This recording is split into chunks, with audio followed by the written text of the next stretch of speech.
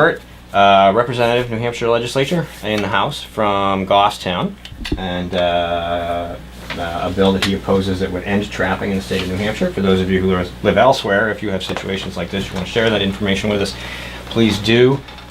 We don't like to see things like this. I mean, yes, it was a tragedy that this dog got hurt. I have dogs. I would never want my dog to get hurt. I know other animals have been trapped accidentally, but for the most part, it's a result of illegal trapping perpetrated by people who don't know what the hell they're doing. You're right, and it comes down to what is the actual issue. Is it the trapping? That seems to be the issue that's, Steve Valencourt, who's the prime sponsor of this, has decided to go after because he hates trapping. It's the anti-Bambi type deal. But you look at it overall, it's like, go after the person, and I think it's everybody who said it is right. Go after the person who laid the trap down. Go after that person who caused the death of that animal. Let the owner go after the illegal trapper for damages, and you take care of that in the regular civil society instead of saying, just because one person screwed up, nobody can have. This is like the old Johnny, if you don't have enough gum for the entire class, put it away type of deal. And I don't mean to make light of it, but that seems to be the knee-jerk reaction, that if somebody screws up, then we're going to make sure that nobody screws up. Oh, they're going after cell phones this year, too. What? There's a law, there's a bill out that they're proposing that I haven't had a chance to respond to yet, that would ban anything but hands-free phone use in a car in the state. And I started looking at statistics from other states that have these laws to see what's going on. The problem is since cell phones have been in the public culture and since we've had more and more and more of them, in the middle of the beginning of this century, around 2004, 2005, deaths from automobile collisions plummeted by about 20%. There used to be about 43,000 deaths a year, and it went down to 32,000. Now, we had more cell phones than we've ever had, and fatal accidents dropped. Okay, they go up and down in New Hampshire. Now, last year we had more than usual, and that's their basis. They're like, "Oh, we had a lot of deaths this year on the highways, and we think, based on the information we've been given, a lot of them are because of cell phones." And that's why we got the distracted driving law, which makes sense. I mean, if you really are causing harm as a result of being distracted after the fact, you could get additional punishments or fines or whatever. And I think one person's been prosecuted under that law. And I think a distracted driving law is a fine thing. British police and insurance companies had from my teenage years and probably longer something called driving without due care and attention, which basically means putting on your makeup, looking out the side windows and stuff that's likely to cause you not to see what's in front of you and take appropriate action. If you're doing stupid stuff and you're not paying attention to the road, you deserve to be prosecuted for it, and you deserve to have your insurance repudiate you, which is what they would do. Yeah. And if you look at the federal DOT, Department of Transportation statistics, yes, cell phone usage, especially texting, can be a good source of distraction. But when you look at all of the aggregate statistics, it's down there. Changing the radio, eating. There's stuff you can't find on that website anymore. They used to have a great description of how talking on your cell phone was no less distracting than talking to somebody in your car. Yeah. I didn't save it, but I read it. You can't find it now. It's gone. They took it out. They made it disappear because they want to ban stuff. And this is an example. They want to do it. But, adjusting your heater. There's a lot of things you can do that are like talking on a cell phone. If you're looking at your phone to click a number, enter an address, or whatever you're doing, you're trying to call somebody and you can't find the number. I mean, that's distracting. I mean, but some things you do in your car look like that, but they're not. So now you're telling the police, well, you got to pull these people over. They're not doing anything. But that's exactly why the safer car manufacturers, Volvo and BMW, Mercedes, and some of the others, where they're more committed to, they're willing to spend money on safety, and they have money spent on safety because they're higher premium cars, is they're going for more and more auto features. I notice in my Acura, there's a whole bunch of auto features, and part of the reason is you can put the dual zone climate control on. You can switch it to, the fan is automatic, an automatic level, which vents get opened and closed is automatic, and even headlights on some cars are automatic. It basically means you don't have to fumble around. The wipers come on and change speeds when you need them to. Virtually everything takes care of itself. If you set the thresholds, it just Steering does. wheel. Yeah, but it's not fair. Not everybody can afford safety. So we have to have laws to prohibit everybody from doing anything that might hurt anyone ever. Good. Or else, you know, I mean, And that's I'll, really and where we I'll are. sue the policeman that pulls me over for using his radio. I mean, come on. I know, and I agree. This is dumb. It's stupid. But it's like the dog in the trap thing. You know, so-and-so's cousin's sister's brother's hairdresser died because so-and-so had a phone, and now it's this big deal.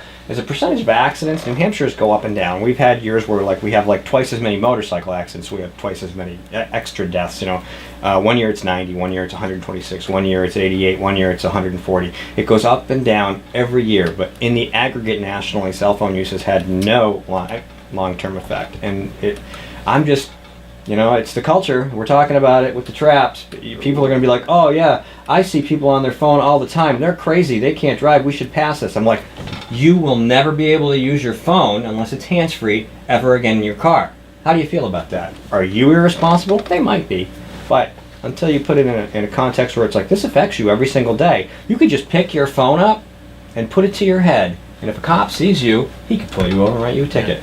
And it isn't, and the problem is, the longer I've been doing this political blogging and watching the culture, it just never stops. There is that constant slippery slope because one thing begets another, begets another, begets another. And it's that slow incrementalism that is slowly choking us away from that ideal of live free or die. Death is not the worst of all evils. You're off. Nanny will You're put off you in your 'cause we're cocoon. leaving. All right. I'm sorry, you've run out of time. That's the end of this segment. We'll bring Mike back in at the beginning of the segment because I want to hear what he had to say and I can't because I have headphones on. We'll be back with Max Abramson and guest to talk about Seabrook, New Hampshire and police and all kinds of cool stuff. And this is GrokTALK.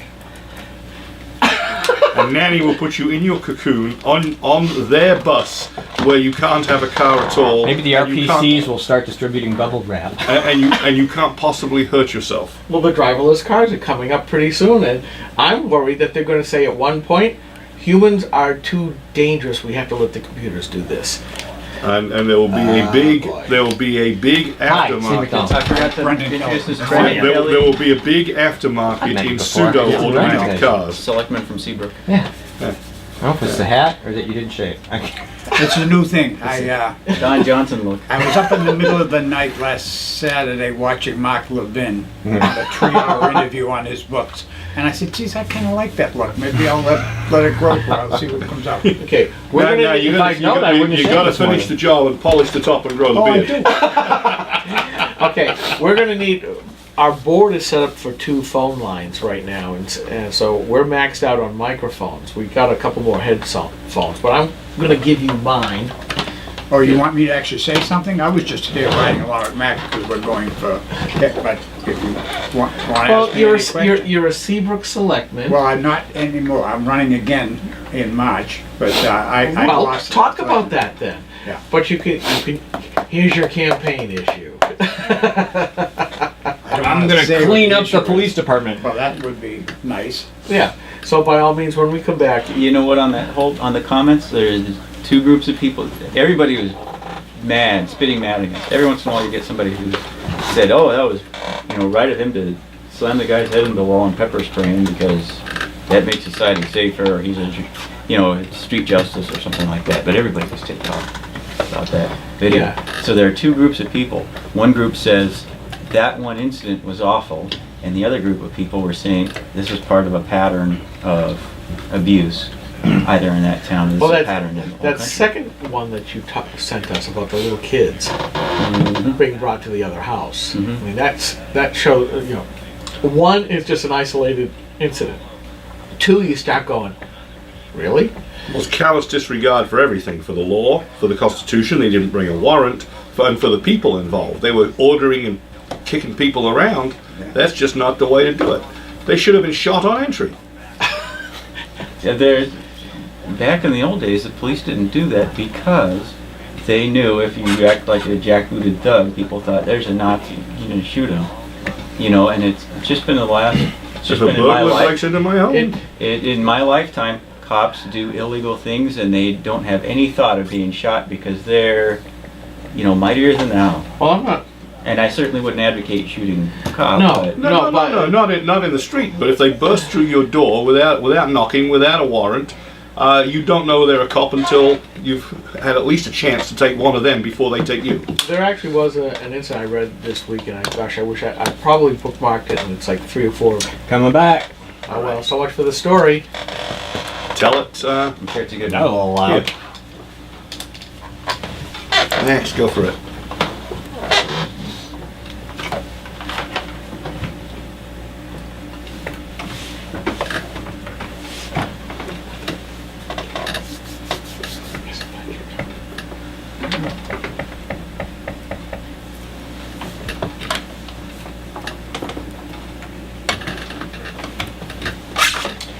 Yes, it's GrokTALK, where we go from chickens and livestock and trapping to the police state in one fell swoop. Welcome back. Broadcasting to you pre-recorded, as always, not yet live streaming from the CNHT studios in Concord, New Hampshire. I'm Steve McDonald here with Skip Murphy, Mike Rogers, and our next guest who has joined us to discuss the events that have recently made some local and national news in Seabrook, New Hampshire. Max Abramson. Max, welcome to the program. That's good to be here. Good to have you. So, give us a little background. Okay, we had, there are 2 different videos that have gone online this week onto YouTube showing Seabrook police behaving illegally and irresponsibly. The first one is the one that's gone viral that has, I think, 160-some thousand views now on YouTube and has been reposted on probably every video hosting website, and was on Channel 9 and is covered by the Union Leader, Channel 7, all of the area papers. And that was, of course, the now famous police officers in the police station laughing and joking and slamming the guy in his face in the cement wall and throwing him on the ground and pepper spraying him and laughing some more. And that's, of course, got them suspended with pay, which a lot of people are upset about. All the cops get suspended with pay. You notice that? If I did something like that, I'd probably be in jail right now, and you would be wouldn't getting be getting paid for it. That's right. So they're sitting at home watching reruns, Yeah. playing video games or doing what have you, Well, yelling same at with the kids. David Seastrand in New London. He was accused of offering to let women slide on their illegal activities if they pose naked for him, and of course he didn't get charged with anything. He's probably collecting his pension and having a sweet old time looking for a nice job as a security agent somewhere, making twice what I make now. People are upset about the Mark Preston. Mark Preston was a 2-term Democratic state rep who voted, I think, 3 times in 4 years, and he always voted to protect the police pension and nothing else. That was the only time he ever came up to the State House, and he was involved in a primary campaign, and he had just lost the Democratic primary, and he was involved in a really bad drunk driving accident where he nailed a Kia and absolutely crushed it and pushed it into a truck and got out and was arguing with the cops. So he didn't get fired. He put in for his resignation a few months out, and now he's pulling a full $6,000 a month pension for life, full medical for life, full dental for life, the whole 9 yards. And that was one of the things that, not just his belligerent attitude, but when he was drunk. He's a great guy when he's sober, by the way. Mm-hmm. He is. A lot of drunks are. When he's sober, he's one of the nicest cops. He was one of the nicest cops on the force. And so a lot of people were a little upset to lose him, but people knew about his drunk driving problem. And the police department knew about his drunk driving problem. They just kind of allowed it. Right, so these guys are on leave with pay. What's the scuttlebutt about where this is going? Anything? The AG's office is looking into it. The U.S. Attorney's office is investigating, and the FBI are investigating now. Here's the problem. There are 2 groups of comments online. One group of comments from both the townies and people around the country say, this is terrible. This was an isolated incident that was terrible. These 3 cops are the bad guys. And then there's another group of people who say, well, they're also dead set against this. This was a horrible crime. Who are saying that, this is part of a pattern of abuse, either in Seabrook PD, or in police departments across the country. And I'd like to think that there are more good cops than bad cops out there. I think most people would like to. And the problem is, the good cops on that department didn't turn in those other cops. what they did when you smash someone's head into cement causing serious bodily injury, that's felony assault, it's a Class B felony. So all 3 of those officers should be charged with at least 1 felony. They lied on their reports. The video makes it quite obvious that they lied on their reports, and that's the angle that the newspapers are trying to kind of handle with kid gloves. But there's no way around it. They lied on their reports, and they misrepresented everything that happened. And the problem is, it's even by itself, it's showing a pattern of dishonesty. It's showing a pattern that they lied on the stand to get him convicted. They made up the thing about resisting arrest. They lied about his conduct, almost certainly lied about his conduct before and after. And they lied about what happened, what's shown on the video. You know, those are terrible things. You know, and a fish tends to rot from the head, so you have to ask questions about the police chief. And we understand that police, as a society, and police in any given district have their code of omerta, you know, silence or death, and I think that's pretty seriously the case. But a chief of police who sets a good example, who says, I'm not going to have any corruption in my department. If you do bad things, I'm going to punish you personally, and the rest of you had better not lie about it. That's going to lead to a clean police department. But a guy who says, my people first, foremost, and always over the public, and is willing to push the public around to keep it that way, that guy has to go. And I think that the yes, that he's close to that. And well, the previous police chief, Manthorn, ran his police department like it was some kind of a secret club, and they stonewalled anytime he tried to get access. Like last time I was here, I could not get access to the police station video showing how witnesses were treated. Officer Hersey, who's in that video, was the one taking photos in my basement for my self-defense case, for those who don't know. And he was in that video, and he didn't say anything about it. He didn't report his fellow officers, and he should be fired for that. Those 3 officers should be convicted for felony assault, and Manthorn had access to all of those things, and he would never turn over videos. So you have all these people around town who said that they know about people who've been beaten in that station, or they were themselves beaten in that station, and some people can show scars from police beatings, and some of them have photos from police beatings, and because they can't get access to the to the police station video because the police department wouldn't turn it over, there's nowhere they can go with it. I don't. So, yeah, given the AGs, for years, not just the current AG, but the AG's office in New Hampshire has often been more interested in just sort of, we don't really want to talk about that. That makes us look bad. And that's been going on for a long time, and on things that aren't as serious as this, and things that are as serious or more so. And so, with this example, obviously the chief has something to do with it, because people are complaining to him about this, and he's ignoring it. It's like C-Strand. You got to wonder, if he's setting the example, how many other people in his department, not only know about it, didn't say anything about it, but are also participating. We just haven't heard anything yet because the girls are afraid.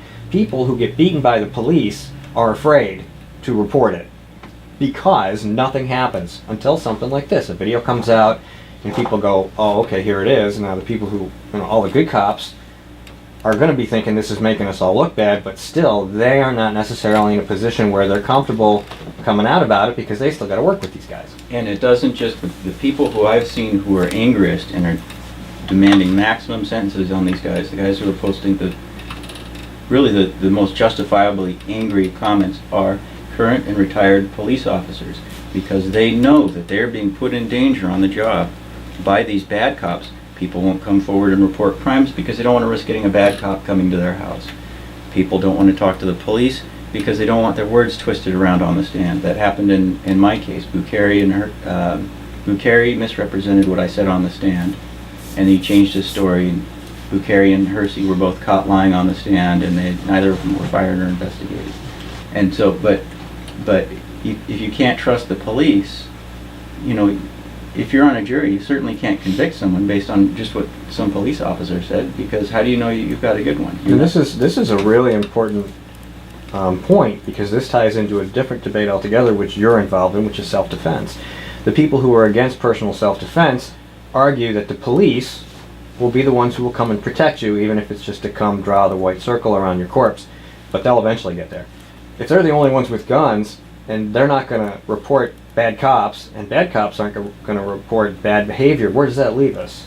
It leaves us with no law. If there's the differentiation can't be between someone wearing this type of outfit and someone wearing this type of outfit. It has to be between people who respect other people's rights and people who routinely violate other people's rights. You end up with a situation of feudalism where the Lord and his men have the arms and the rest of us don't, and that doesn't work. And there was another publicized case recently, a Liberty Crier needs to be read with a little bit of caution, where some folks had called the police because I think a troubled teen. 2 police officers arrived, the situation was under control, the teen was calm. A 3rd officer arrived, ordered the first 2 to tase the boy for no reason, and then shot the boy. And, you know, people like this really need to be drummed out of the force. And if that means in a coffin, so be it. And that is the whole point. They, by their actions, are endangering the good cops. I meet lots of good cops. You know, I believe that my town is 100% good cops because it's a small town and it's, you know, they know the people.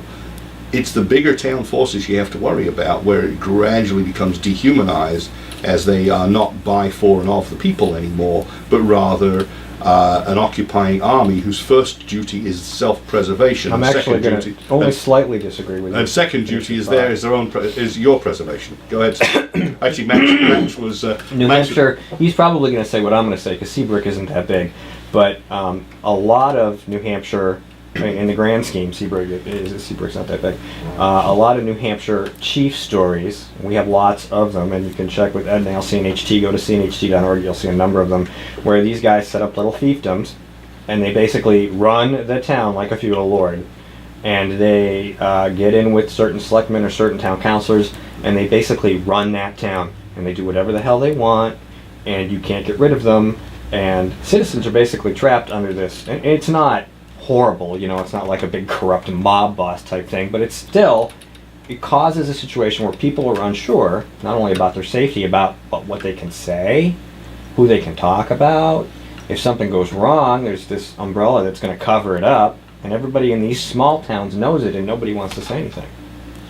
Which leaves you with self-defense under all circumstances as your only way out. Half of that is statute, and half of that is corrupt judges, because there are a lot of judges who are just absolutely in the back pockets of the Police Chiefs Association and the law enforcement company.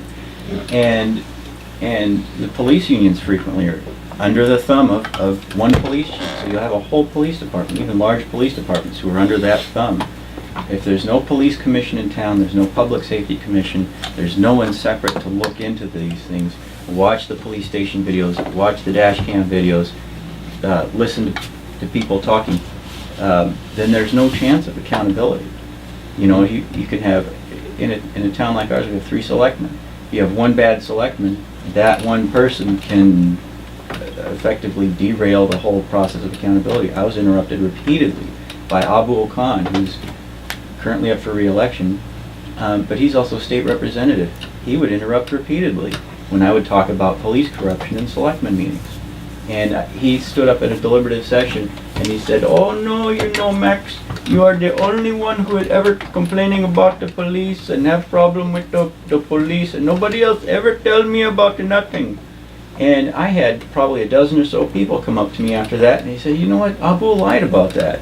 He lied. I talked to him about the police and Well, you know, from the last name, lying in the service of the policy is part of the job description. Well, and that's exactly when the voters have a duty, whether they like it or not, to vote out people who are abusing their power, covering up for police abuse. Well, this video certainly puts a little bug in that.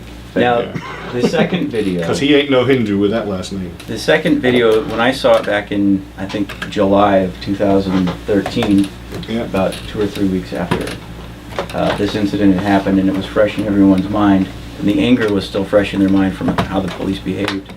I looked at the video, and even with the context of their statements, the video by itself is pretty weak in terms of, unless you sit there and stop frames and look at individual frames and slow it down and know the context, it doesn't show all the really bad stuff.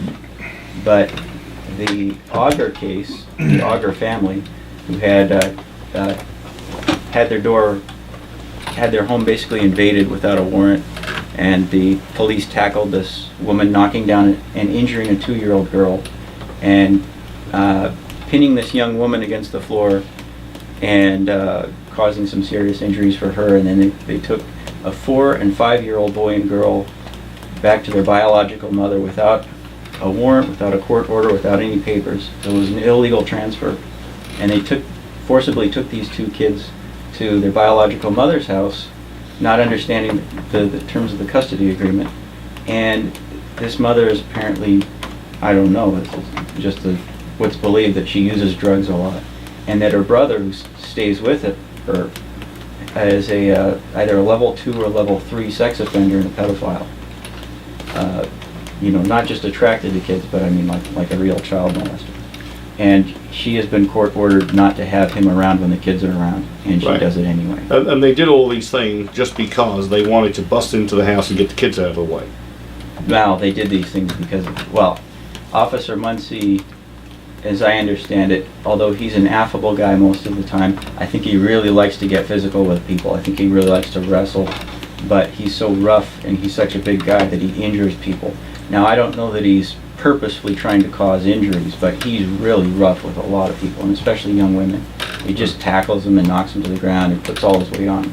Now, the problem with the Auger case is, yeah, the video's not very strong, but unlike the Bergeron case, is there's so much other evidence, photos, other statements, other witnesses, EMTs, nurses, x-ray technicians, and their testimony.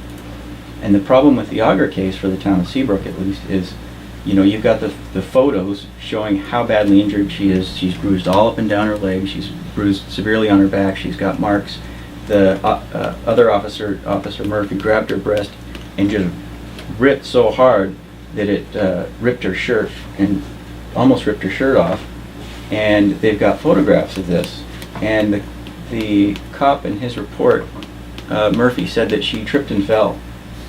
And this is the case, if they're going to go to trial with this is the case that they're going to try and bring to trial. They said so many things that are just physically impossible. Now, it would be one thing if they lied and they got together and they came up with a convincing story that made sense.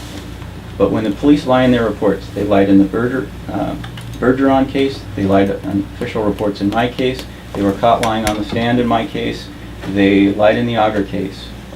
So when they lie, they don't lie convincingly, and it's so easy to catch them lying. They just make stuff up completely randomly that they, that they're laughing about at the station when they're making this stuff up. Right, I mean, we're the police, you gotta believe us. No, we don't. And that's the way they've got to be treated. And so, the bit I didn't get about the Auger case, why did they burst in? What was their rationale? They didn't have a warrant. Are they going to claim mistaken address, they came to the wrong place? Or that they actually thought they were looking for something? And why did they feel it necessary to take the kids away? Were they getting rid of witnesses? They, what the police state in their report is that they had a paper somewhere that authorized them to do it. They've never presented that paper. So wherever it is, the court hasn't issued it, DCYF hasn't issued it. They're just saying that they have it, and no one's shown it as far as I know. See, that's the first thing. They knock on the door and show the paper if they have one. Right.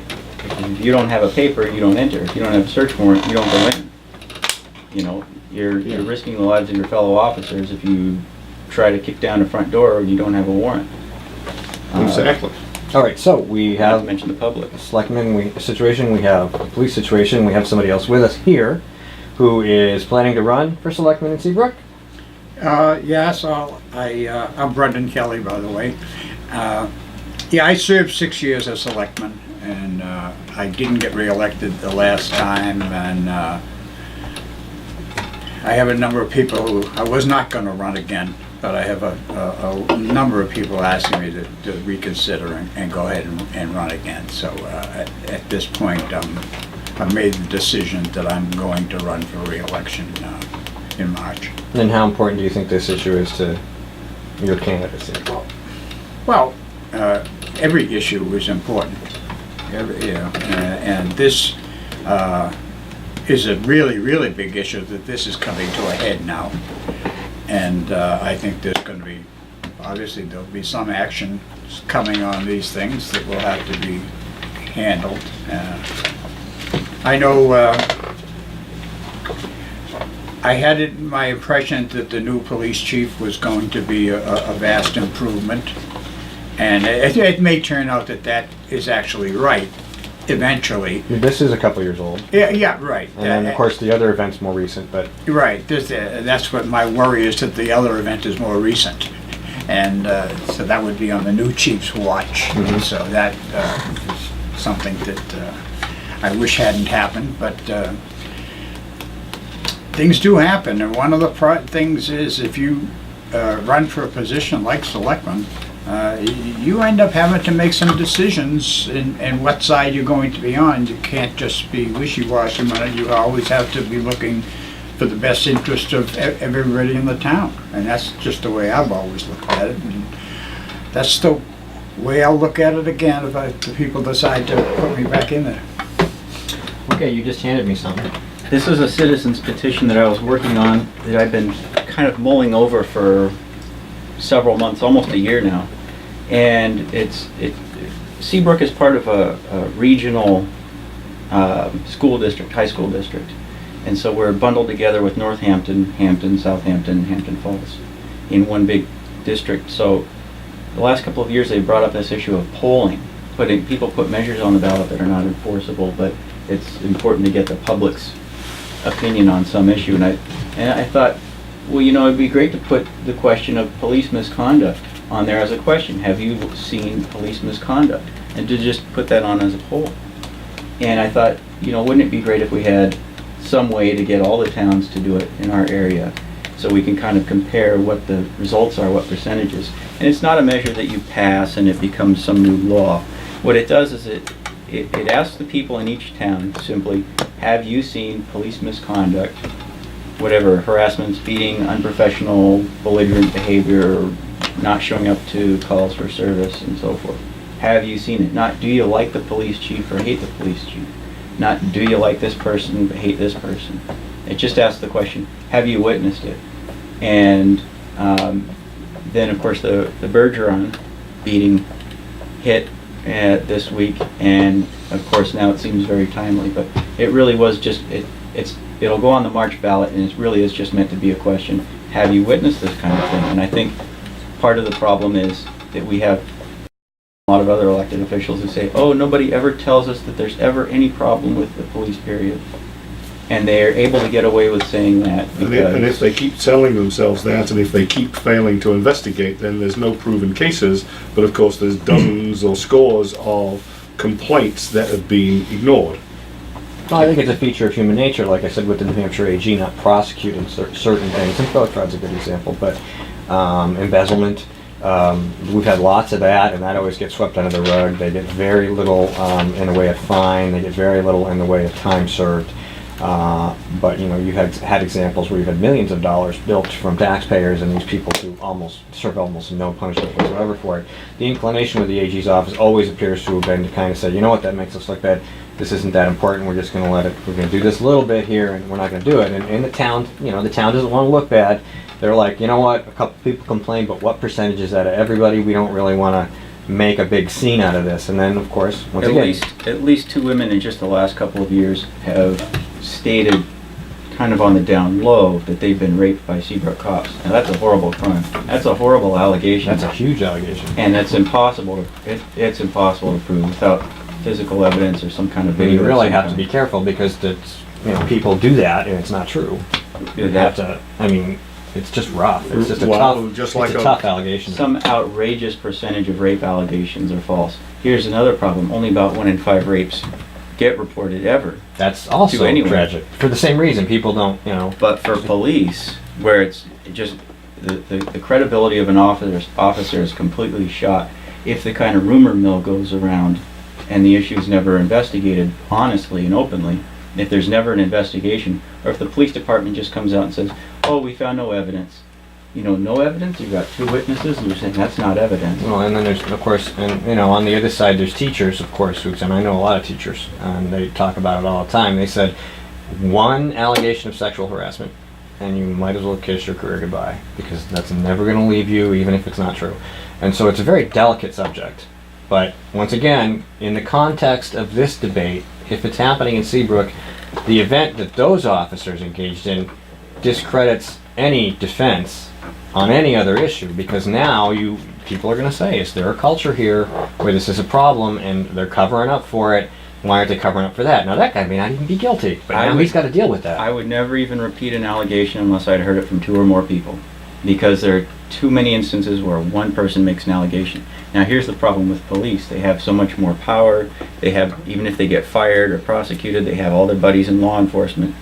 I read a statistic that 0.5% of women who are raped by cops report it. It's become so widely known that this is a problem amongst law enforcement. If you're a rapist, or worse, if you're a child molester, a disproportionate number of the people I've talked to who were molested as kids, they've said, of course, priests and ministers and relatives, aunts and uncles, that kind of thing, stepfathers, stepmothers. But a lot of them, a disproportionate number of them are saying, police chiefs and police officers were involved. So it's a terrible pattern, and it's a position they're able to hide behind. All right, Max, thanks for coming in. Yeah, Kelly? And we hope it's not true for the sake of the officers in the department, but they have to prove they're clean. All right, that's the end of that segment. We will be right back with Jane Cormier, who is a state rep as well, and she's going to bring some information to us about a bill she proposed that would eliminate regional planning commissions that are not elected in the state of New Hampshire. I'm Steve McDonald. We'll be right back. I wish I could have. That sounded horrible. I wish I could have talked about that bill. I was on the planning board in Seabrook for a while.